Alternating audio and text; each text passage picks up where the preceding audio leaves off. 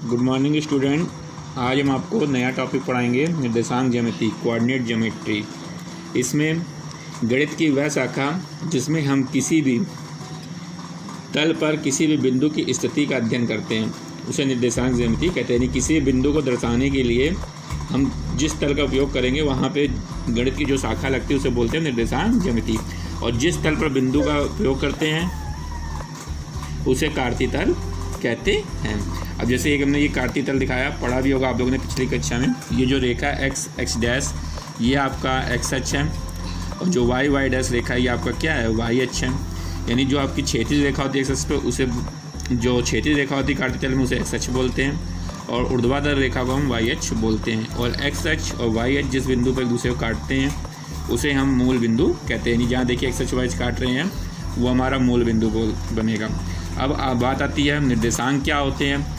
किसी बिंदु को निरूपित करने वाले अंकों को हम निर्देशांक कहते हैं। किसी बिंदु को जिन अंकों से हम निरूपित करते हैं वो निर्देशांक होते हैं। ये दो होते हैं, एक होता है एक्स निर्देशांक जिसे हम भुज बोलते हैं, दूसरा होता है वाई निर्देशांक जिसे हम कोटि कहते हैं। आगे देखिए, अब एक्स निर्देशांक क्या होता है, ध्यान से समझिएगा। एक्स अक्ष पर चली गई दूरी को भुज कहते हैं या किसी बिंदु की वाई अक्ष से दूरी भुज कहलाती है। एक्स अक्ष पर चली गई दूरी या वाई अक्ष से दूरी, देखिए जैसे एक बिंदु मैंने यहाँ दिखाया है 4,3, तो जो पहले वाला बिंदु होता है ये हमारा भुज होता है। कैसे, देखिए एक्स अक्ष पर हम 1 2 3 4 चले तो देखिए 4 मिला। और वाई अक्ष से अगर देखें तो वाई अक्ष से यहाँ दूरी देखते तो ये वाई अक्ष से दूरी 4 है।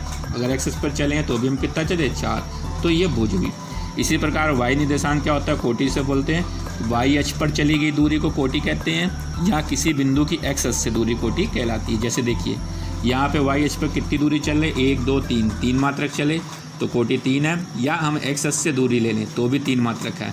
एक मैंने यहाँ दूसरा बिंदु दिखाया है -2, -4, तो देखिए एक्स अक्ष पर कितना चले, 1 2, 2 मात्रक चले तो माइनस का 2 हो गया। और वाई अक्ष पर 4 मात्रक चले -4 हो गया। तो इस तरह से भुज और कोटि ज्ञात होती है हमें कि भुज क्या और कोटि क्या है। आगे देखिए, चतुर्थांश क्या होता है। किसी भी कार्तीय तल को 4 भागों में बांटा जाता है तो प्रत्येक भाग को चतुर्थांश कहते हैं। चौथा भाग यानी चतुर्थांश, प्रथम चतुर्थांश, द्वितीय चतुर्थांश, तृतीय चतुर्थांश और चतुर्थ चतुर्थांश। ठीक है, प्रत्येक भाग को हम चतुर्थांश कहते हैं। अब इसमें आते हैं चिन्ह परिपाटी का। और चिन्ह कैसे दिखाएंगे, जैसे प्रथम चतुर्थांश की बात आ रहे हैं, यहाँ पे भुज भी धनात्मक होगी, कोटि भी धनात्मक होगी। द्वितीय में भुज ऋणात्मक होगी, कोटि धनात्मक होगी। तृतीय में आए तो दोनों ही ऋणात्मक होंगे। चतुर्थ में भुज धनात्मक बट कोटि ऋणात्मक। अब कोई बिंदु एक्स अक्ष पर है तो उसके निर्देशांक क्या होंगे, +-x,0, यानी आपका x,0 या -x,0 हो सकता है। और अगर y अक्ष पर है तो 0, +-y, यानी 0, +y या -y। जैसे देखिए यहाँ दिखाया क्वेश्चन, एक बिंदु ये मैंने दिखाया 3,0, तो देखिए 3,0 ये x अक्ष पर है ना, तो x,0 का फॉर्म बन रहा है। दूसरी ओर चले जाइए -2,0, तो ये आप क्या देख रहे हैं, ये भी x अक्ष का लेकिन माइनस में है।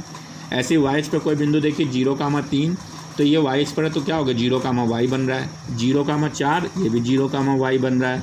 नीचे देखिए 0,-2 ये भी वाई अक्ष पर है। ठीक है, अब देखिए जैसे 3,2 दोनों धनात्मक है तो प्रथम में आया। -2,1 भुज ऋणात्मक कोटि धनात्मक द्वितीय में आ गया। -3,-4 ये भी तृतीय में आ गया। 4,-3 ये भी आपका चतुर्थ में आया क्योंकि भुज धनात्मक कोटि ऋणात्मक है। और मूल बिंदु के निर्देशांक हमेशा क्या होंगे, 0,0 होंगे। ठीक है, अब देखिए कुछ क्वेश्चन मैंने दिए, जिसे कहा कि निम्नलिखित बिंदुओं के चतुर्थांश बताइए। 4,4 देखिए दोनों धनात्मक है तो इसका चतुर्थांश होगा प्रथम।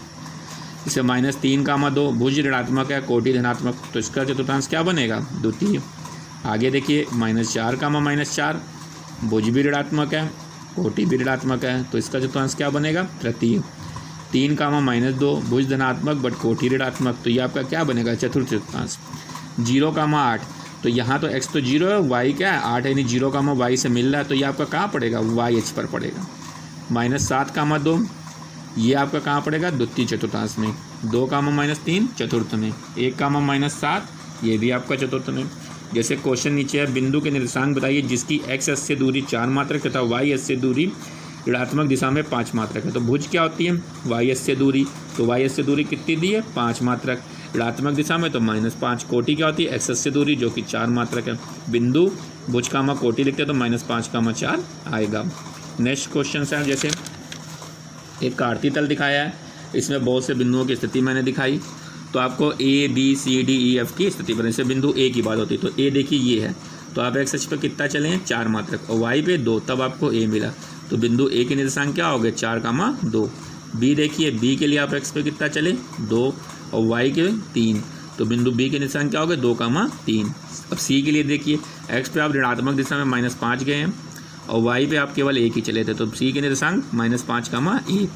ऐसे बिंदु डी पे आइए, डी पे आप एक्स अक्ष पे -2 चले हैं लेकिन वाई चले नहीं, तो मतलब डी के निर्देशांक -2,0। बिंदु ई पे आइए, बिंदु ई के लिए आप एक्स पे -4 गए और वाई पे -5, तो ई के निर्देशांक क्या होंगे -4,-5। ऐसे बिंदु एफ देखिए, एक्स अक्ष पे आप कुछ नहीं चले, वाई पे नीचे आए हैं, कितने मात्रक 3, तो यहाँ पे क्या होगा 0,4 मात्रक, तो 0,-4। अब जी पे आइए 5,-3, कैसे एक्स अक्ष पे 5 चले, वाई पे आप -3, तो 5,-3। इस प्रकार इसको अध्ययन करके आप कोई भी बिंदु ज्ञात कर सकते हैं। इस तरह से चैप्टर को ध्यानपूर्वक पढ़िएगा। Thank you, good day.